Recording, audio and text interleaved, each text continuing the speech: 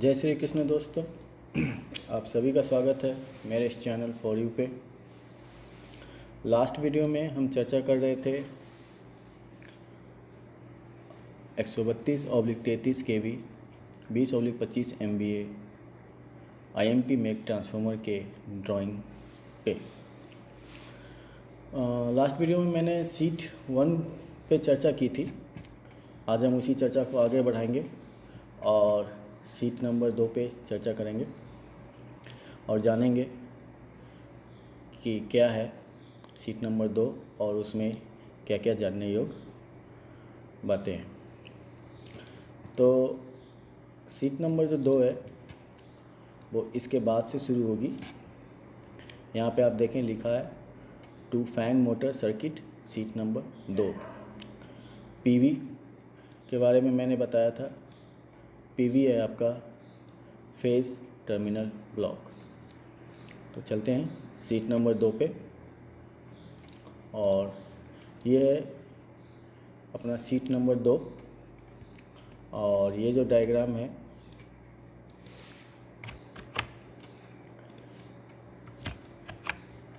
ये आपकी fan power circuit की। यहाँ पे आप देखें कि मैंने लास्ट वीडियो में भी जैसा आपको बताया था डॉटेड लाइन ये जो दिखाया जा रहा है वो टर्मिनल ब्लॉक है PV sorry face terminal block जो सीट नंबर 1 से आई है। यहाँ पे इस जो सर्किट है इसको 2 पार्ट में बांटा गया है। ये आप देख पा रहे हैं यहाँ पे 2 पार्ट में यहाँ पे बांटा गया है। ये 2 पार्ट इसलिए की गई है क्योंकि हमारे ट्रांसफार्मर में 6 फैन, इस वाले ट्रांसफार्मर में 6 फैन लगे हुए हैं जिसको ग्रुप ए और ग्रुप बी में डिवाइड किया गया है। फर्दर ग्रुप ए को रनिंग फैन में और स्टैंड बाई फैन में डिवाइड किया गया है। सिमिलरली उसी प्रकार ग्रुप बी को रनिंग फैन और स्टैंड बाई फैन में डिवाइड किया हुआ है जैसे आप देख पा रहे हैं। आगे प्रोसीड करते हैं।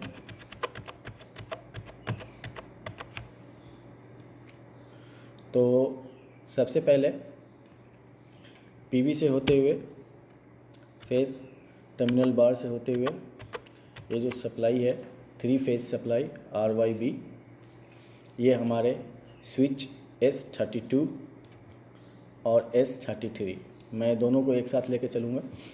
S32 और S33 के एक टर्मिनल तक पहुँचती है।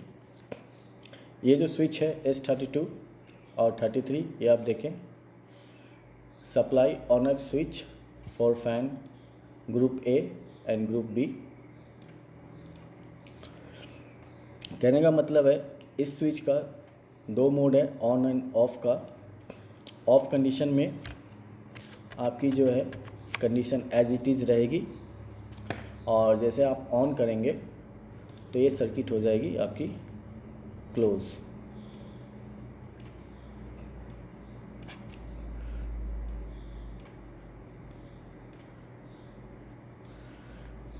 सर्किट क्लोज होते ही आपकी जो पावर सप्लाई है वो फर्दर 3 पार्ट में डिवाइड की गई है, 3 अलग अलग फ़ैन के लिए। और इस ग्रुप बी के में भी 3 फर्दर डिवीज़न किया गया है फॉर तीनों फ़ैन के लिए, नेक्स्ट 3 फैंस के लिए। और यहाँ पे एक MCV यूज़ हुई है अलग अलग फ़ैन के लिए Q1, Q2, Q3, Q4, Q5 और Q6।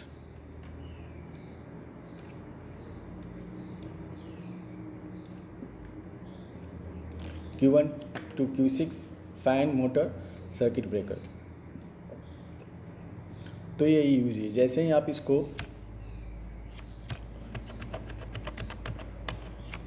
MCV को ऑन करेंगे तो आपकी जो नेक्स्ट कंडीशन जो बनेगी वो इस हिसाब से बनेगी।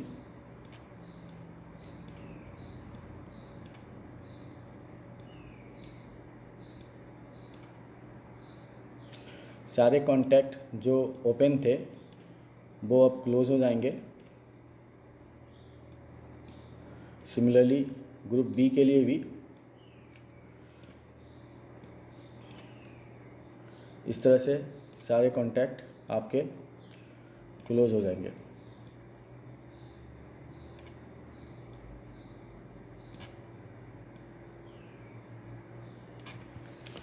आपके सारे कॉन्टैक्ट क्लोज हो जाएंगे और जो पावर सप्लाई है आपकी पहुंचेगी नेक्स्ट लेवल पे, जो है K1, K2, K3, K4, K5 and K6 respectively for fan 1, 2, 3, 4, 5 and 6। और जो K1 से लेके K6 तक जो है वो है फैन मोटर कॉन्ट्रैक्टर। ये कॉन्ट्रैक्टर का क्या काम है? ये कॉन्ट्रैक्टर इस रिले के साथ जो KM1 टू KM6 आप देख रहे हैं, इस रिले के कोऑर्डिनेशन से ऑपरेट होती है। तो ये कैसे होती है? और पहले तो ये जान लें KM1 टू KM6 है क्या। तो आप यहाँ देखें KM1 टू KM6 है मोटर थर्मल ओवरलोड रिले। ये एक रिले है जो ओवरलोड को सेंस करती है और फैन को प्रोटेक्शन देती है, ओवरलोड के कारण जलने से बचाती है। तो अब यहाँ पे आप देख रहे हैं कि K1 से लेके K6 तक जो कॉन्ट्रैक्टर है इसका कॉन्टैक्ट NO है। यहाँ पे ये कॉन्टैक्ट आप देख रहे हैं NO है। तो पहला क्वेश्चन ये है कि ये NO है तो NC कब होगा, और दूसरा कि ये इन रिलों से थर्मल रिले से कैसे एसोसिएटेड है। तो इसको जानने के लिए आपको देखनी होगी शीट 3। मैं आपको शीट 3 एक बार दिखाता हूँ। ये शीट 3 है जो कि है फैन कंट्रोल सर्किट। यहाँ पे आप देखेंगे तो आपको ये कॉन्टैक्टर का जो कॉइल है वहाँ पे यहाँ पे आपको ये कनेक्टेड दिखेगा K1,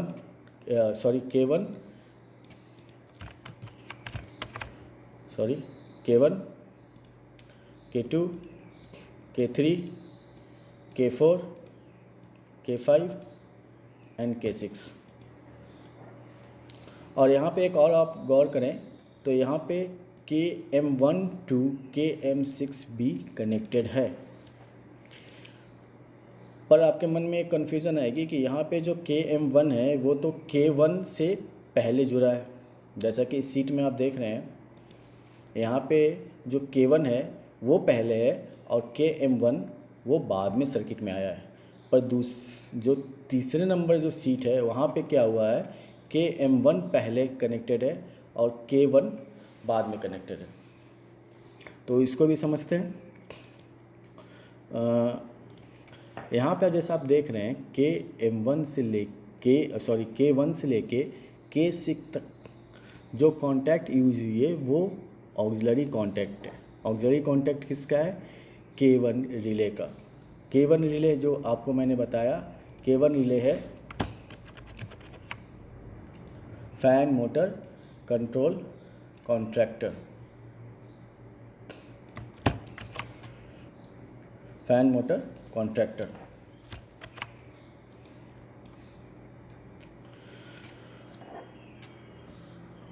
और जो आप सीट 3 में देख रहे हैं ये है उस कॉन्ट्रैक्टर का कॉइल। ये कॉइल है, ये कॉइल है और ये इस रिले का है आपका ऑक्सिलरी कॉन्टैक्ट्स। जैसे K1 का तो ये 3 कॉन्टैक्ट और यहाँ पे ये जो है K1 का कॉइल है। इसका मतलब ये हुआ कि जब ये कॉइल ऑपरेट होगी, जब ये कॉइल यहाँ से पिकअप होगी तब ये कॉन्टैक्ट जो है वो यहाँ पे मेक होगा। ये कॉन्टैक्ट यहाँ पे मेक होगा। इस तरह से। तो ये कॉन्टैक्ट कैसे मेक होगा, तो आप यहाँ देखें,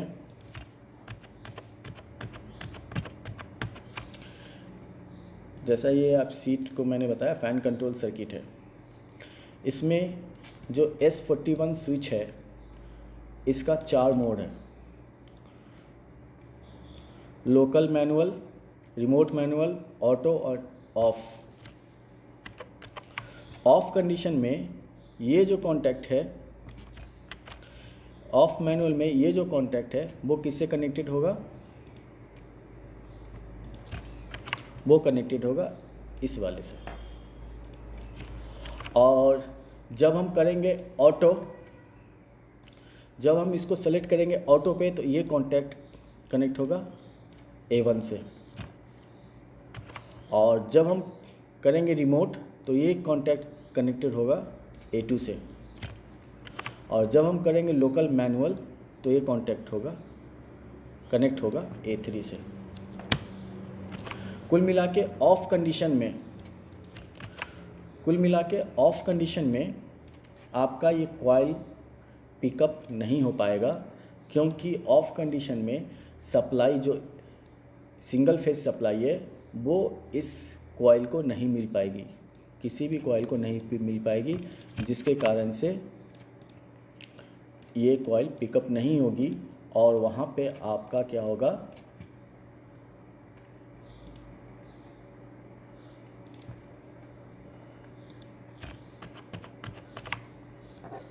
कॉन्टैक्ट मेक नहीं होगी। तो अब ये जानते हैं कि कब किस कंडीशन में ये कॉन्टैक्ट मेक होगा। और तो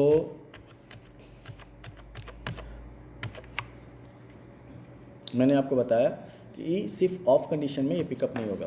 तो जैसे ही आप यहाँ पे अगर इसको ऑटो में कनेक्ट करेंगे, ऑटो मोड पे रखेंगे, तो ऑटो मोड से जैसे ही वाइंडिंग टेम्परेचर और ये जो वाइंडिंग टेम्परेचर का वहाँ से जब पिकअप होगा, सर्किट टेम्परेचर उस लेवल पे पहुँच जाएगी, तो ये कॉन्टैक्ट इस तरह से क्लोज हो जाएगी और ये जो आपका जो सिंगल फेज AC सप्लाई है वो 53 नंबर कॉइल को पिकअप करेगा। 53 फिलहाल इस चर्चा में 53 कॉइल का पिकअप हो तो कुछ ये नहीं, हमें तो K1 और K2 इनको पिकअप करने के बारे में देखना है। तो उसी पे चलते हैं। जैसे पिकअप हुआ तो आपकी सप्लाई K53 पिकअप होते ही आपकी ये जो कॉन्टैक्ट है, ये कॉन्टैक्ट क्या हो जाएगा, मेक हो जाएगा। जब ये कॉन्टैक्ट मेक हो जाएगी तो सप्लाई आपकी थ्रू यहाँ तक आ गई है। अब उसके बाद ये सप्लाई जो आपकी, जैसे ये है ऑन एंड ऑफ का सर्विस स्विच है S1 जो है आपका स्विच है। तो जैसे ही आप इसको ऑन पे रखेंगे, सर्विस पे रखेंगे, तो यहाँ पे कंडीशन क्या बनेगी, यहाँ पे कंडीशन बनेगी क्लोज। तो ऑटो पे ये कॉन्टैक्ट क्लोज हुआ और AC सप्लाई इस तरह से होते हुए, मैं एक बार डायग्राम के थ्रू बताऊं, ऐसे होते हुए